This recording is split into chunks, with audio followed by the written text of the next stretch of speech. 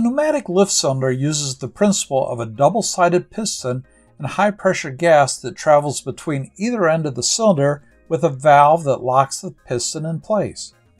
Actual lift cylinders incorporate a double-sided piston attached to a support shaft that travels in an open-ended inner cylinder.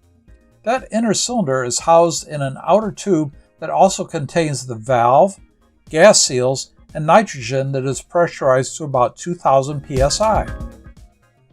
The valve at the top of the cylinder controls the gas flow between the top of the piston and the bottom of the piston. The gas flows between the top and bottom of the inner cylinder through the annulus between the inner cylinder and the outer tube.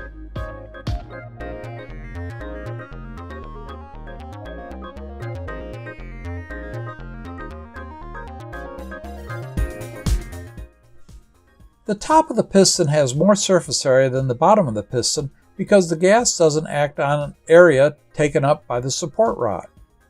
When the cylinder is not supporting a load and the valve is closed, the gas pressure is higher on the bottom of the piston than on the top.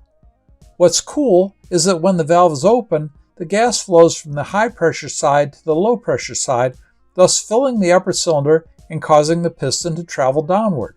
This is what raises your chair when you pull the lever and stand up. No springs, just high pressure gas.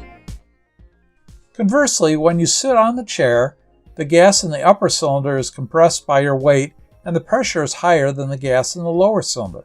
So when you open the valve, gas flows from the upper cylinder to the lower cylinder, causing the piston to travel upward and your chair to lower. The pressure of the gas is critical. If the pressure is too low, the chair will not support your weight at all. It will just immediately drop to the bottom position when you sit on it.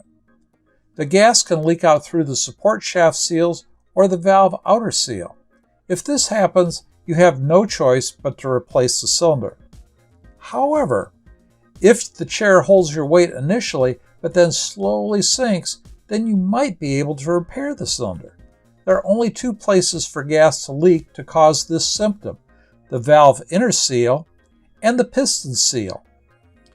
Often this is because the seal lubricant has been rubbed away or has dried out. I've had some luck in restoring the jack oil to lubricate the support shaft and the valve mechanism. I don't know if it's the jack oil or that I turned the chair upside down and cycled the cylinder, but it worked.